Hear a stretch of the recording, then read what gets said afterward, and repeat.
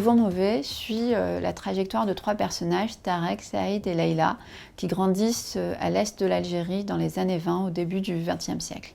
On va suivre pendant près d'un siècle l'histoire et la trajectoire donc de Tarek et Leïla, et en filigrane celle de Saïd. Tarek, il va connaître une vie assez classique et en même temps très mouvementée, puisque c'est celle du XXe siècle. Donc il va aller en Europe pendant la Seconde Guerre mondiale, embarqué par un camion de l'armée française alors qu'il rentrait chez lui.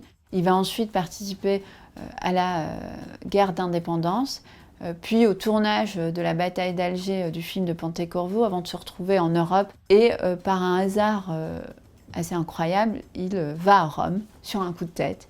Et Pontecorvo l'aide à trouver un travail comme gardien d'un lieu assez extraordinaire, qui est à la fois une villa et un musée, qui regorge d'œuvres d'art, mais dont il est le seul visiteur, puisque ce lieu est fermé au public.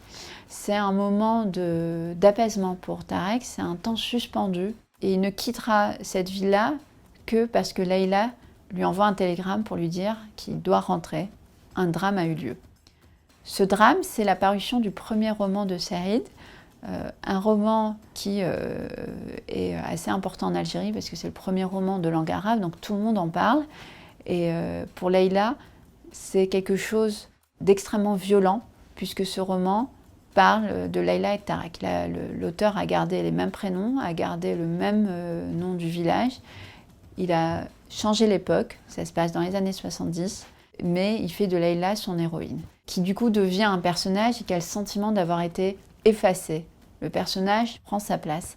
Dans Au vent mauvais, moi j'avais le souhait d'interroger la notion de pouvoir d'artiste, de notre liberté à nous, écrivains, mais de manière plus générale à tous les artistes, d'utiliser le réel, de le mêler à la fiction, et de ce que cela fait aux gens qu'on utilise lorsqu'on ne change rien, ni prénom, ni adresse. Qu'est-ce qu'ils deviennent, ces personnages, ceux qu'on a transformés en personnages, qu'est-ce qu'ils deviennent?